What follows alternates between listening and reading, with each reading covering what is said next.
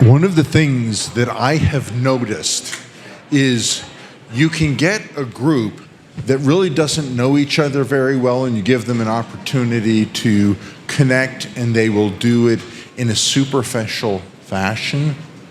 But the better the group knows each other, the less likely you're going to get them back. Okay?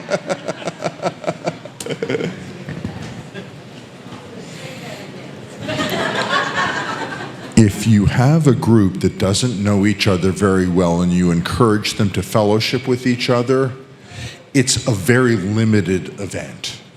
But if you encourage a group to fellowship with each other and they have a real affection and love for each other, they won't come back to you, okay? They'll just hang with each other for long periods of time. Does that work? Yeah, okay. Well, one of the things that ends up happening is we have kind of set things up to get going into camp, and we're at Monday evening, and it is time to dive into the week. Now, I will make disclosure to you. I had gotten a very orderly schedule from Ron 2 weeks, 3 weeks before camp, and he showed me each of the times that I was going to speak. He showed me where the lamplighters were, where I was going to be, how everything was going to work. And I was so impressed. And then, today at lunch, he said, "Would you mind speaking tonight?"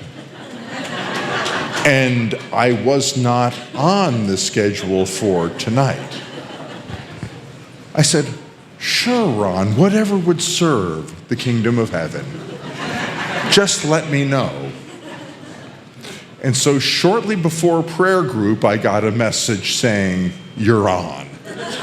Okay? So I knew I was going to share these things with you anyhow. I just didn't know what the order is.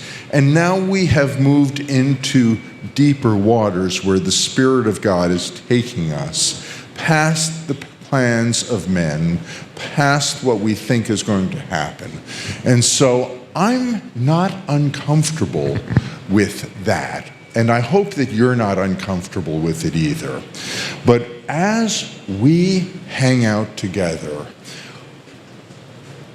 we are sharing how God has done extraordinary things through ordinary people.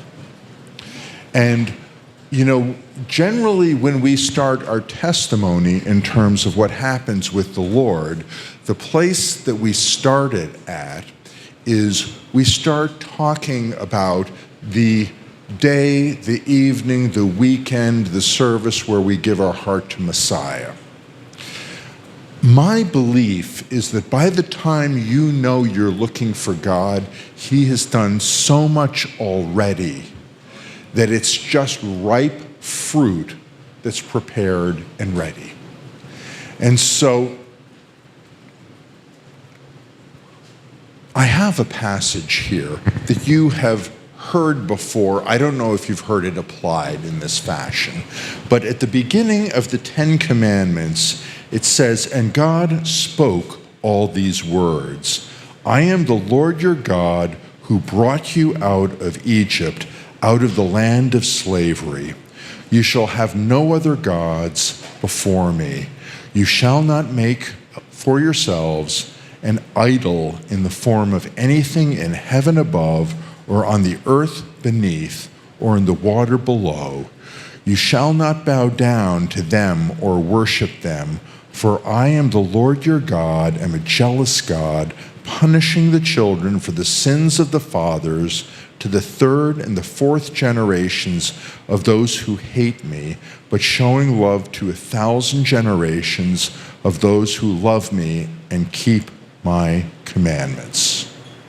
The reason that I want to read that to you is because often we treat our walk with the Lord as though it's an isolated event. And I have shared a little bit in the previous time that we got together that I am a 4th to 5th generation Jewish believer in Jesus, and that my great-grandfather came to commit his heart and his life to Messiah in 1879.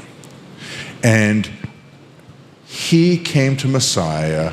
He married a Jewish woman who married him in order to turn him away from following Jesus, to be really clear.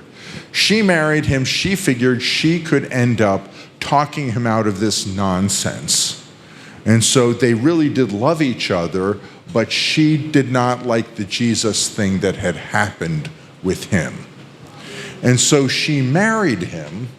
And when she married him, they were from Odessa in the Ukraine.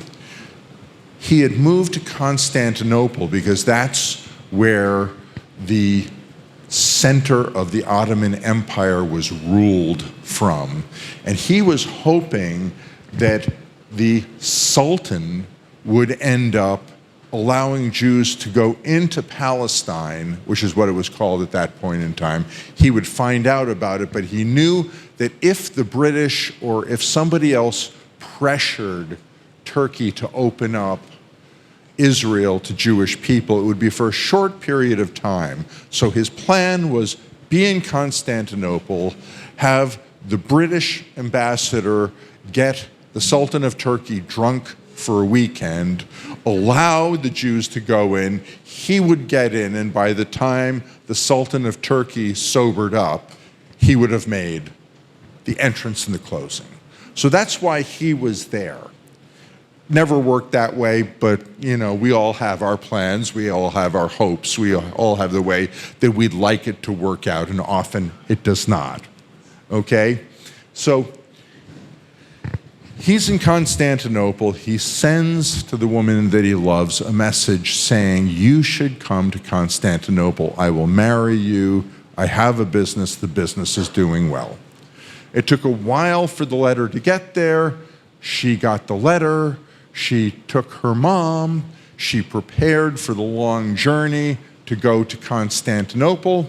What happened in the meantime is my great-grandfather's business partner double-crossed him, stole all the money, destroyed the business. He sent a letter saying, don't come, I've had a financial reversal. She got the first letter, not the second letter. She arrives with his new mother-in-law, and he has no financial ability to do what he had promised to do. Stuff happens, okay? And so, despite this, what ends up happening is they do end up getting married, and after they get married, she becomes familiar with the market at Constantinople. And at the market at Constantinople, she finds a rabbi who had been living in Israel, in Palestine, who had come to Constantinople. She talks to the rabbi and lets the rabbi know, I have this good Jewish man I've married, but there's only one little problem with him. He has this Jesus thing going on. And the rabbi agrees to help her get her husband back and fix him. This is family history, okay? And I have a great aunt who had written the story of this. And so this was published 60, 70 years ago. And so what ends up happening is my great-grandmother introduces my great-grandfather to the rabbi, and they hit it off. And they really like each other. And so they start to get together, and they sit down to end up sharing scripture. And the rabbi is very wise, and he ends up asking my great-grandfather, how did you get into this Jesus thing? And my great-grandfather opens up the Hebrew scriptures and the prophecies, where it talks about how, the rod will not depart from Judah until Shiloh comes. My great-grandfather shares about the heel of the chosen one crushing the head of the serpent in Genesis chapter 3. My great-grandfather shares about Jeremiah's promise of there will be a new covenant. Not a covenant like God had previously made, but a covenant between his people and himself that will be new. My great-grandfather shares Isaiah 49, where it's too small a thing for Messiah to come and simply bring the Jewish people back to God, but he is going to bring the nations to God. My great-grandfather shares Isaiah 52 and 53, which talks about how Messiah is going to be unrecognizable as a human being. He is going to suffer horrifically. He is going to be dead, but he is going to live so that he can see what has been accomplished in his ministry. And there's many more things, okay? But these are the things that he shared with the rabbi. And the rabbi shared passages that I find less compelling about how Jesus can't possibly be Messiah. But they talk, and they like each other. And they get together, and they meet once, and they're in the kitchen, and my great-grandmother, who's very interested in this, isn't supposed to be interested in men's stuff, but she's standing at the door listening to the whole thing. And they get together once, they get together a second time, they get together a third time, they get together a fourth time. They end up having a relationship that develops. And ultimately, in the end, the rabbi comes to believe Jesus is Messiah. At that point in time, my great-grandmother also goes, well, if it's good enough for the rabbi. And so what ends up happening is also my great-grandmother's mother, who came along, ends up also receiving Yeshua as Messiah, which would make me a fifth-generation Jewish believer in Jesus. We underplay it. We go starting with my great-grandfather, but technically there's a fifth generation after the fact, okay? So the family does this. If you read in missionary literature of the 19th century, you find that many organizations report that both Constantinople and Odessa have thriving communities of Jewish people who believe in Jesus. What ends up happening is after a period of time, my great-grandfather is invited to visit a woman who says she's interested in hearing about Scripture and hearing about Messiah. He goes, he shares with her, he comes out. It's a setup. There's a bunch of men who are there who have clubs, who are going to kill him. And so if you've been in Europe or Turkey or those areas, the streets are very narrow, they're very small, okay? And so he is trapped in the street, and there's a bunch of guys who came with weapons. They start beating him, they start making fun of him, they start saying, "Where is your Jesus now? Your Jesus can't save you from us. We are more powerful than your Jesus. We're going to kill you."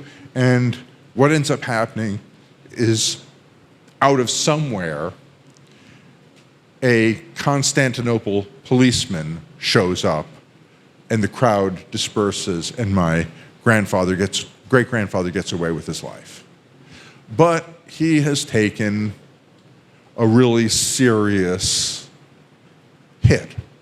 So the family moves from Constantinople, where my great-grandfather can no longer work. They go back to Odessa. They take the whole family with them, and my great-grandfather is intended to convalesce, but he ends up dying of the beating within a year to two after the incident happens, and he dies as a martyr before 40 years old. Now, when he does this, he makes his wife promise, because there's a little bit of history that you may not know, okay? And my apologies that things are so wide-ranging, but everything touches everything. My grandfather was like 10, 11 years old, and there was a rule in Odessa, which was part of the Russian Empire at that point in time, that there was a special rule for Jews that didn't impact anybody else. And the rule for Jews was that when a Jewish boy reached bar mitzvah age, or 13 years old, he was conscripted into the Russian Tsar's army for 50 years. And if he lived to 63, which almost nobody did, he could get out.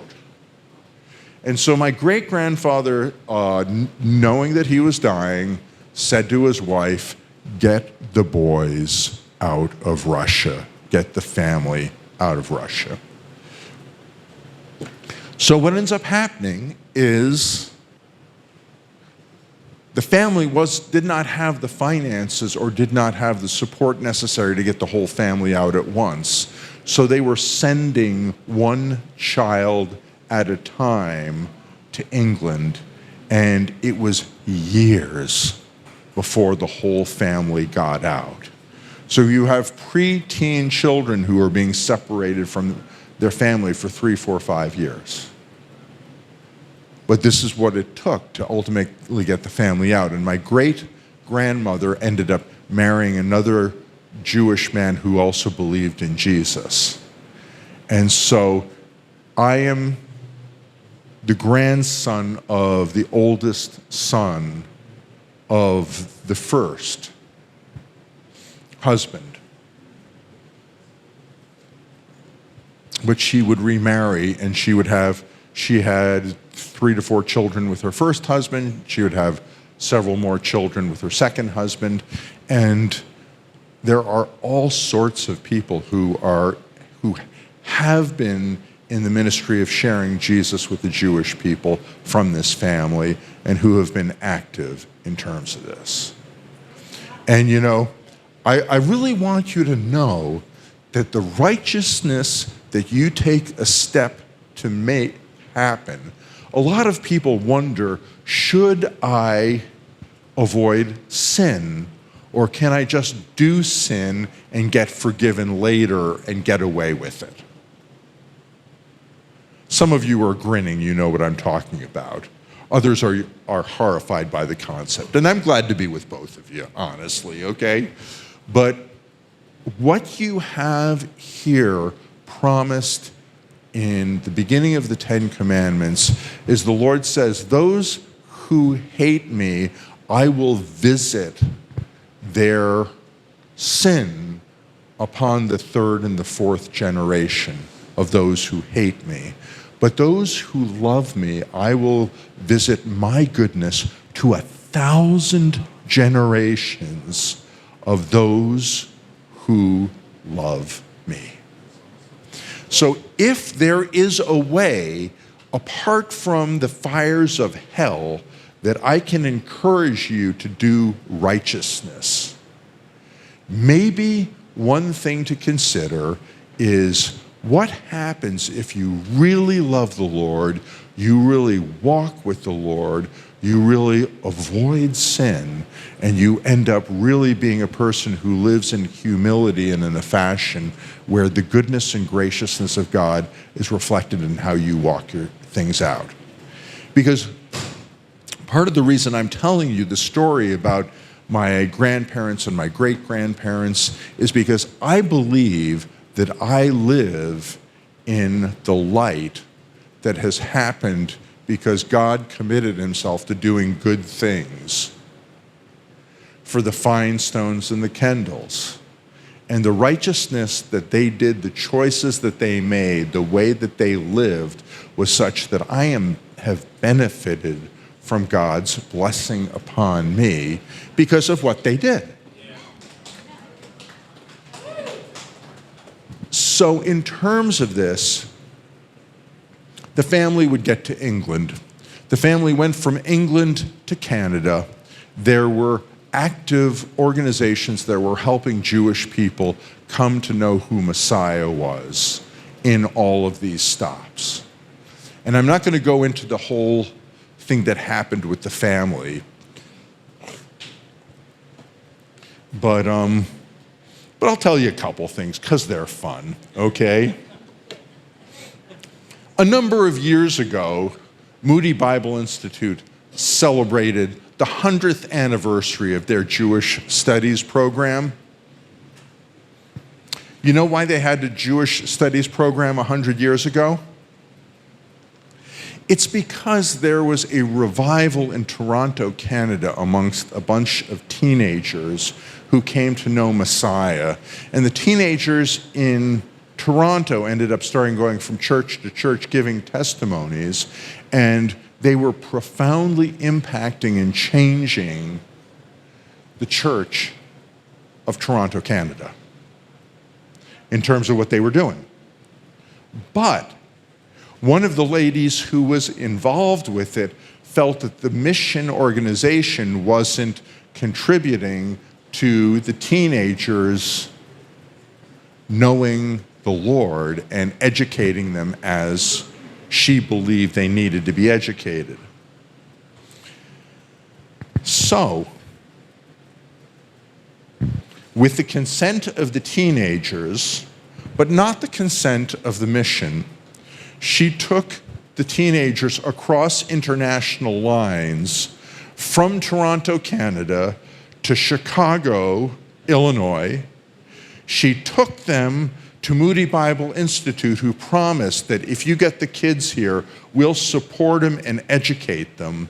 And they started a program for these kids. Now, what ended up happening is a fair amount of the kids who ended up going to this program, there was like between 5 and 10 of them, okay? You would end up having a couple that married each other that were the first missionaries to the Jewish people in South America. You would end up having other people who planted ministries across the United States. You have people who had last names of Kaminsky and other people that if you mention this to historians of the Hebrew Christian or Messianic Jewish movement, everybody knows who these guys were. And the woman who took the kids to Chicago went back to Toronto after she'd accomplished this. And there were fits and starts, and there was difficulty. And they'd lined up a professor who was going to teach this program, and that professor died before he could start the program, and they had to find another guy to teach it, and the program was put off a year, and there was all sorts of trials and difficulties, and the adversary was like really active in taking this out. But what ends up happening is the woman who put everything on the line because she felt that that's what God had, she goes back to Toronto, and my grandfather marries her. And that was indeed my grandmother. Now, we have a picture of the first group of Hebrew Christians who put the Hebrew Christian Alliance together in the United States. And we go through it, and sometimes we go through it as a family, and it's kind of like, that's my grandfather, that's my grandmother, that's my great-grandmother, that's Wolf Kendall, that's her second husband, that's this relative, that's Uncle Dan, that's this person, that's Eyes. You know, we go through the whole thing, and I feel like 20% of the people who started this organization were relatives.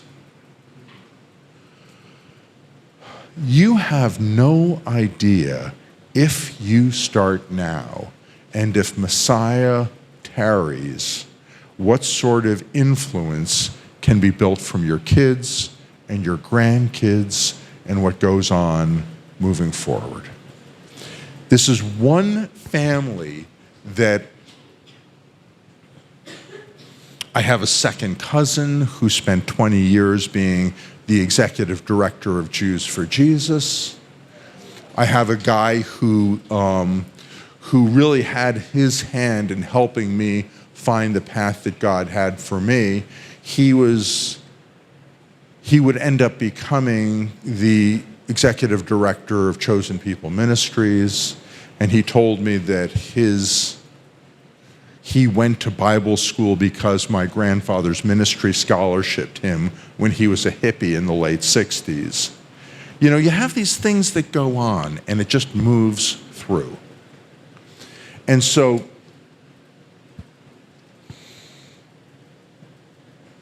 I am far more impressed with what has gone on historically than anything that I have accomplished, okay? But I want you to know that these are people who are out there, and these are people who are in glory. These are people who have impacted areas. Now, as we're talking about this,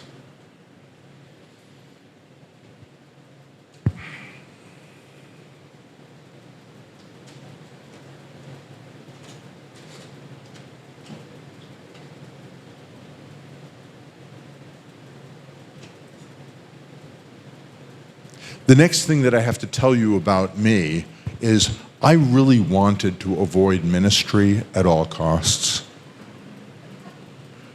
I was really proud of what they had done, but I was looking at this going, I so should not belong in this group of people. And I'm happy that they did it, but I don't want to go there.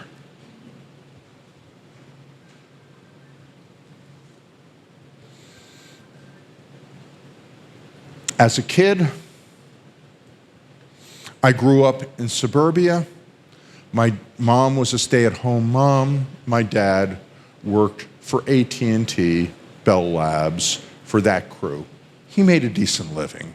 We kept on moving from place to place because in corporate America in the 50s, 60s, and 70s, the more you moved, the more likely they were to promote you.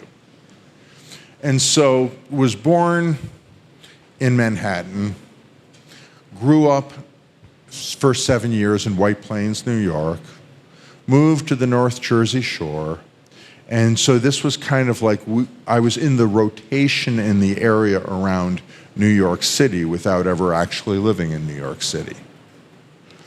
And I ended up being diagnosed with this thing that was called mixed dominance at the time. It would later be called dyslexia. But, you know, stuff didn't actually work exactly the way you hoped the human brain would work. And I'm not a medical doctor. I am a doctor, but not that kind of doctor. But anyway, you know, it was explained to me that typically people either are right-handed and have a left brain dominance that goes with being right-handed, or you are left-handed and you have a right brain dominance that goes with that. And so I probably would have ended up a lefty, but I was pretty agile with both hands. And my mom thought, well, you know, he'll have problems with scissors, so why don't we encourage him to be right-handed, okay? Who knew then, you know? So reading was a bear when I was a kid. School was brutal when I was a kid. Moved during second grade and then had to redo second grade again. With the mixed dominance thing, I ended up with the special kids. And my mom looked at this and said, if they put him in with that, he's never getting out. And so, bless Mom, she ended up teaching me to read at home. And so I was in with the group of kids who couldn't read. And I had a teacher who didn't particularly have any use for the idiots, of which I was one. I'm sure somebody else would tell the story differently, okay, but sorry about this, you know, if it's not sensitive or politically correct, okay? But I lived through it. So we got to a point where Mom had successfully taught me how to read, and the public school, the new public school that I had moved to, had successfully warehoused me and kept me from getting in trouble with anybody else.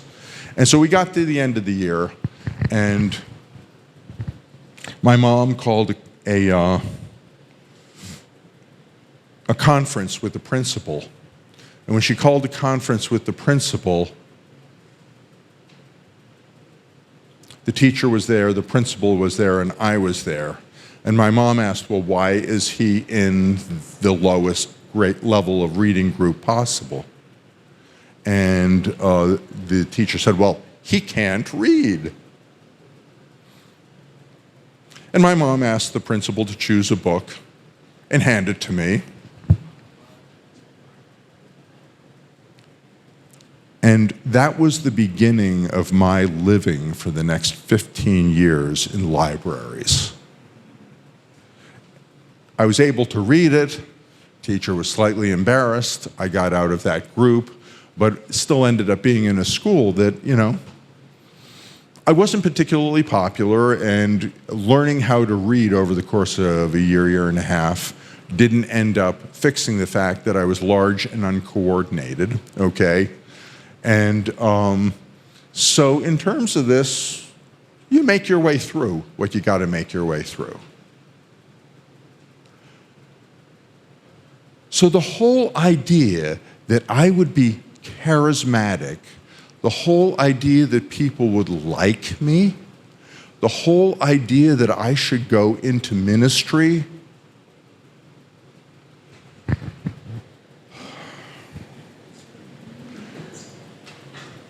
you got a better chance of landing a flying saucer from Mars in the athletic field here at Shrinemont than that would make any sense to me.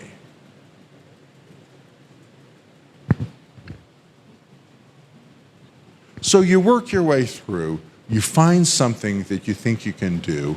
My dad had hobbies, and my dad would get a hobby and then he'd be done with his hobby, okay? And so he had read Consumers Reports, which is a magazine that no longer exists. And what? It does exist? Who knew? But they ended up recommending a stereo that was really high tech for 1971. So my dad bought it, okay? So we listened to music. And then my dad bought an open reel tape machine, which, you know, was a very large version of cassettes, only without the cassette. But it had tape, and you could buy the tapes, and you could make recordings. And so we got one of those, and we got a pair of microphones, and my dad pulled that out, and we ended up doing that. And after he was no longer interested in that, that fell into my purview, okay? And it was fascinating to me, because what ended up happening is I realized you could have this amazing event and you could record it, and it could sound awful. Then the other thing that could happen is you could have this really recording of a music event that wasn't particularly exciting at the time, but you could record it and would sound great. And so this ended up being the thing that would, for the next 10 to 15 years, would fascinate me and that I would wrestle with, and that I would figure this was going to be what I was going to do with the rest of my life. So at 13 years old, I'm hired to run a PA system at a local library. And while I can't get anybody to like me at school, I find out that jazz and classical musicians think I'm perfectly adequate as a human being. So they become my friends, okay? So I have my friends who are in their 40s, 50s, 60s, 70s, and 80s, and all of them are really talented musicians, and I'm helping them do their concerts. And it works, but then I really get the bug. And one of the concerts that sounded kind of okay when I recorded it live, it came out really well with the recording. And there was a microscopic sized jazz label in New York City that takes my master tapes. and they cut it into turning into a record. They end up releasing the record, and High Fidelity magazine makes it one of their recordings of distinction in 1976. And I have a credit as having engineered the thing. So anyway, you never know what's going to get you, okay? But that got me. And so I figure that what I'm going to do is I am going to be an anonymous technician who is going to work on recording music in technical places. So I get a bachelor's degree in that when nobody was giving a bachelor's degree in that. I go to a trade school in New York City where the guy who runs the trade school really wants the trade school to pay for his rent so he can fix record lathes for a living, which is what he does. And there's a variety of other things that end up happening. I travel with a Christian music group across the United States and Central Europe. I end up having burrow myself into a Christian radio station that's run by a Christian college in Western Pennsylvania for a couple of years, do a whole variety of other things, and I am set and ready for God to forget that I exist and I can just live the life that I want to live.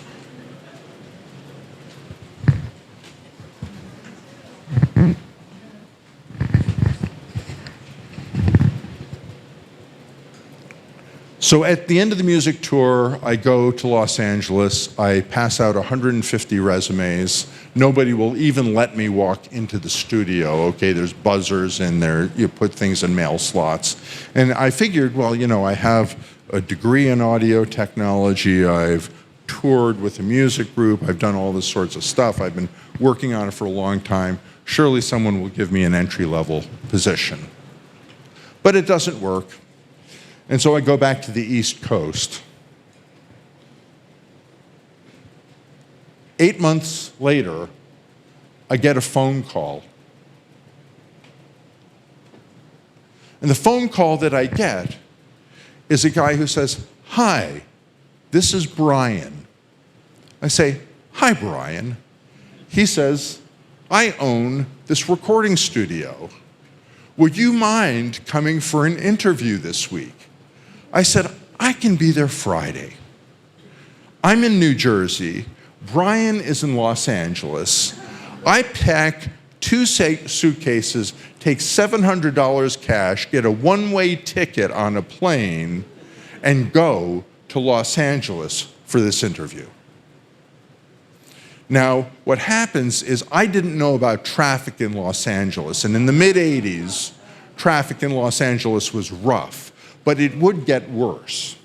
So I fly in, rent a car, drive to Hollywood, go to the interview, and I make it on time. And this is miraculous, okay? Because I so don't know what I'm doing, okay? And I walk in, and I meet Brian, and Brian is totally fried. He has had a day from hell in his recording studio. And I look at him,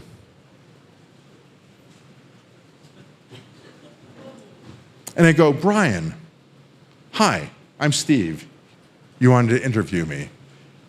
He looked at me and said, "Yeah, I did." And I said, "Would you like me to come back tomorrow?" He said, "You would do that?" Not a problem. I believe at that point in time, I got the job. I left him off the hook. So I would work for Brian for a year. My chief engineer of the studio was a homosexual who died of AIDS during that year before they knew what the name of it was. I ended up meeting fabulously successful people. I ended up going to a church in Hollywood that all kinds of amazing things happened in ministry. And I was able to hang on to a position in the music industry by working insanely hard. And a lot of people think there's a lot of glamour in these sorts of things, but what I have discovered is if you want to do well in a competitive industry, you have to be willing to work twice as hard as anybody else does until you're twice as smart and twice as resilient as they are. And that's what ended up happening. And I thought this was going to be my life, and I enjoyed it. But something happened in the midst of all of this. One thing that happened was that the congregation that I had gotten involved with, we had revival in the Sunday school ministry there. Another thing that happened is I kept on running into this one guy. And we'll call it the one guy theory, okay? But the first time I met this guy, he was on Hollywood Boulevard. He was with Jews for Jesus. He was passing out tracts. And he was a short guy. I was a somewhat taller guy, okay? And so what ends up happening is he's kind of like getting abused. And I go, hey, you shouldn't be doing that to him. And things back off. And he was not unaccustomed to this, okay? But, we meet, we talk a little bit afterwards, and it turns out that this incredibly famous family that I'm from, he knows all my relatives, okay? So we meet. It's a nice encounter. I think I'll never see him again. Then, a month or two later, I'm on the west side of Los Angeles, outside of the University of Southern California, UCLA, in a neighborhood called Westwood. I'm taking a little bit of time off. I walk there, and who do you think's there? Exact same guy. And it turned out that wherever I went in Los Angeles, I never ran into another missionary from Jews for Jesus. It was always the one guy. And after this had happened about 3 times, we'd spent about half a year on this, and he invited me to the Rosh Hashanah service that Jews for Jesus was going to do, and he was the guy teaching at it. And so I went, and this ended up confronting something that I had conveniently paid no attention to, which was my identity as a Jewish man who believed in Jesus. I mean, I knew I was Jewish, and I could tell you that I was Jewish, and I'd had friends who were Jewish, and I said, yeah, I'm Jewish too, and my family believes in Jesus, and we're Jewish, and my friends would kind of like go, we've never heard of that. And go, yeah, lots of stuff that people have never heard of, But what ends up happening is God starts to make the identity situation something that comes front and center. And as I'm talking to my family about this, my family had not gone to Jewish Christian services, quite frankly, because in the 70s they didn't exist. And you couldn't find it anywhere. But there was this awakening that was happening. And so I told my family about this guy who was with Jews for Jesus, and the fact that he knew my cousins, and he knew these people and those people and stuff like this, and that I had gone to a Rosh Hashanah service that was really pretty radical for my family. We didn't do those sorts of things, okay? And what would happen is, as God's working with me on the West Coast, a year or two later, on the East Coast, there is a Messianic Jewish synagogue that opens in the vicinity of my parents' neighborhood. There's people from Jews for Jesus in New York that start doing Bible studies in my parents' house. And all of a sudden, God is dealing with the whole family all at once. And we're in a position where we're starting to all deal with the fact that we're Jewish.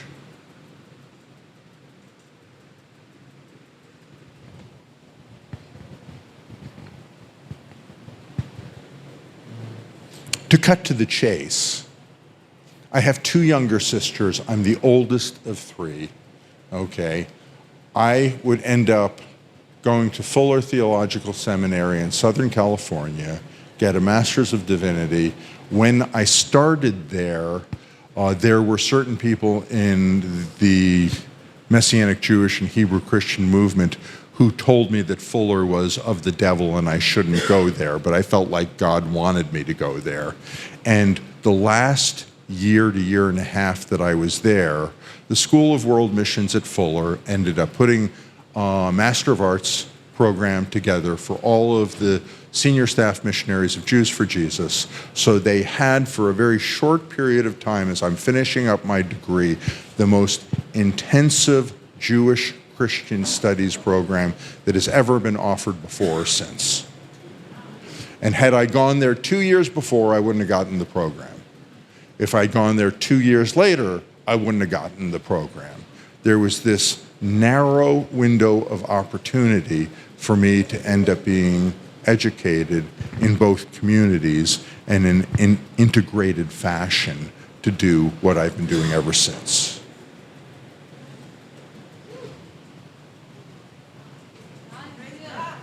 So what ends up happening here is we have a situation where God plants me in Los Angeles, California, because I want to be there. I have a plan and a purpose for my life. And while I'm in Los Angeles, California, I end up getting drawn into a revival that God touches a lot of people in. I end up having a mentor who ends up caring for me during the period and time that I'm there. And you know, sometimes you do ministry and you think you're doing something for God. Anybody ever have that feeling? And I got sucked into Jews for Jesus, and the guy who was the head of the Jews for Jesus branch ended up being like an older brother in the Lord to me, and he really took a lot of care and really helped me navigate Los Angeles in a fashion that I'm grateful to this day for. And he had a weekly Bible study that he did there, and there were Jewish people who believed in Yeshua who came to support the ministry, and then there were the people who were getting met through the handing out of tracts and the public ministry and phone calls and stuff like that, who would come and see what it was like. So I ended up becoming a regular there. And when I became a regular there, good teaching, good fellowship, got to know the staff, ended up being kind of someone whom everybody knew, okay? And in fact, a month ago, I called Jews for Jesus' branch in San Francisco looking for a little bit of information, and I was referred to somebody, and the guy I was referred to was a guy I was a friend with in Los Angeles 30 years before. I went, Rob, it's you. And he looked at this and goes, this is Steve Galiley? He says, is it that Steve Galiley?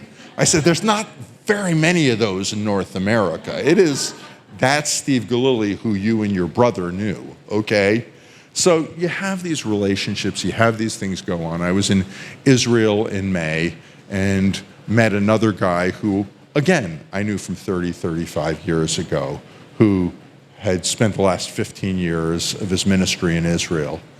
We have a tribe, we have a group of people who we're connected to.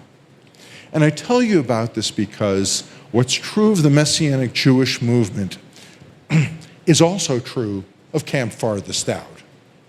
And I don't know if you know that you are part of a tribe, if you know that you are part of a group of people that you are attached to, but the revival and the renewal movement and the thing that's happened with you is something that you will continually run into. And you know,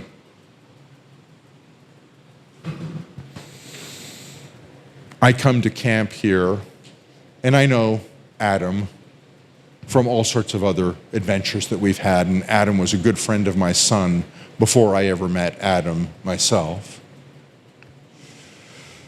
See Jonathan here, and Jonathan I met in New England last year, and I come here and then I'm told by somebody else, oh yes, this is Jonathan's home camp. Who knew? I thought he was part of the camp in New England. things happen, you know? But there is an intertwining of what is going on. There is the Spirit of God that is moving through people who are committed to seeing the kingdom of heaven move forward. And one of the things that I will say about what I wanted to do in Los Angeles is what I wanted to do in Los Angeles, there was absolutely nothing wrong with it. It was a good and decent thing to do. It was a thing that lined up with my temperament. It was a thing that lined up with my skills. It was a thing that lined up with my interest. I just lost at one point in time. You know where I lost? It wasn't God's will and purpose for what he wanted to do with me. And it would have been really easy to have ended up looking at this and going, that can't possibly be God. And the way the Lord got a hold of me was in the beginning of 1986. Career was in good shape. I had gone through some reversals. I'd had some interesting experiences. I had met some people who were really good at what was going on. I was in a stable situation, although not a job I was going to stay at for years, but I was still working in the industry. Everything's coming together. And I start praying. And when I pray, I kept on hearing this really annoying thing that would be the wordless words. Have you ever heard that? Where there's something that you get an impression of. And the thing that I got an impression of was that God was saying, go to Fuller Theological Seminary. And I'm kind of like, God, you can't be serious. Do you understand how badly I did academically for my bachelor's degree? And in case you want to know, I got a 2.7 GPA, which graduates you from college, but the very best courses that I did were pass-fail for a year at the trade school in New York City. So all the stuff that I could have gotten 4.0s at, it was pass. It made no impact, okay? Furthermore, the first college that I had gone to was an engineering school where I learned that a vast number of the students who were going to this engineering school were joining the fraternities because the fraternities had beer, girls from another local college, and all the test scores in the basement in file cabinets. So you didn't have to learn the materials, you just had to learn the tests that the professors were too lazy to change. And when I went to this engineering school, I was in an auditorium where I think it was physics. It could have been calculus. But it was one of the hard sciences, and the professor came in one day and then sent in a graduate student to teach the entire semester. And I didn't have anything against the Indian graduate student other than the fact that he could neither speak or understand English.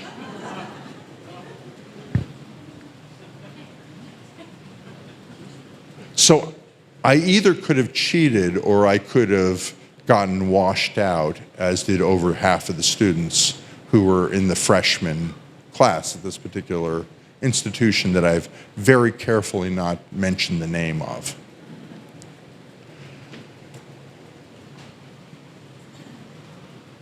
So my academic career had 6 or 7 colleges on the transcript.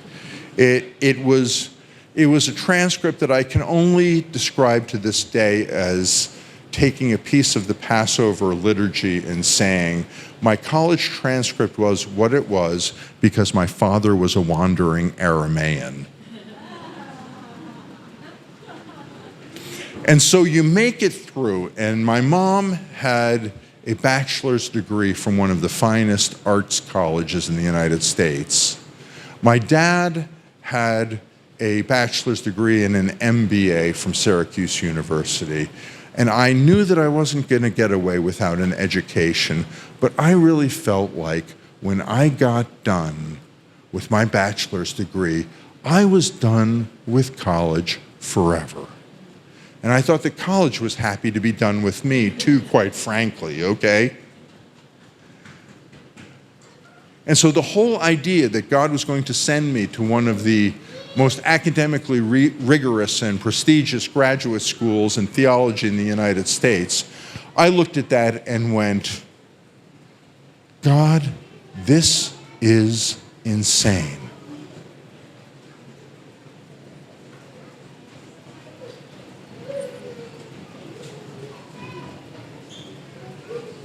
So what do you do when God wants to do something stupid with you? Okay, I mean, I did what any reasonable person would do. I applied to the graduate school with the purpose of having them turn me down. So I sent them my horrific bachelor's GPA. I sent them an application, and I did actually, in terms of the essay questions, I did my best to actually answer them honestly and decently, and I made effort in terms of this.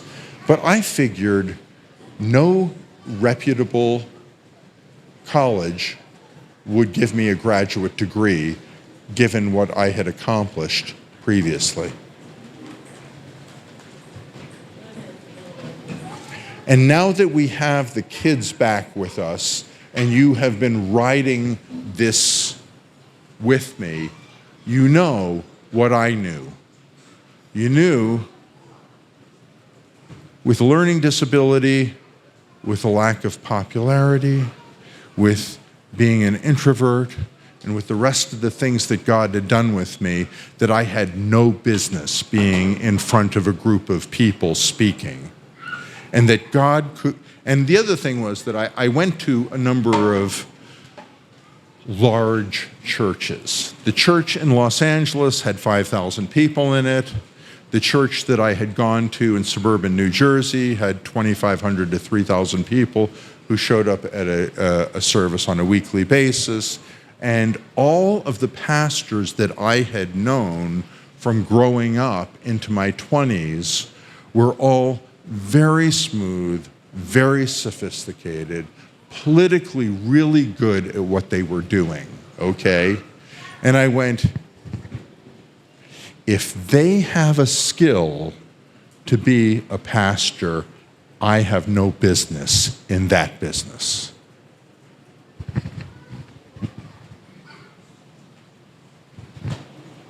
Now, you know that I'm here tonight, so that kind of ruins the story a little bit. But I will pick up and talk to you about what God did following this the next time we're getting together. And only Ron Hendricks knows when that's going to be. So shalom and thank you for your attention.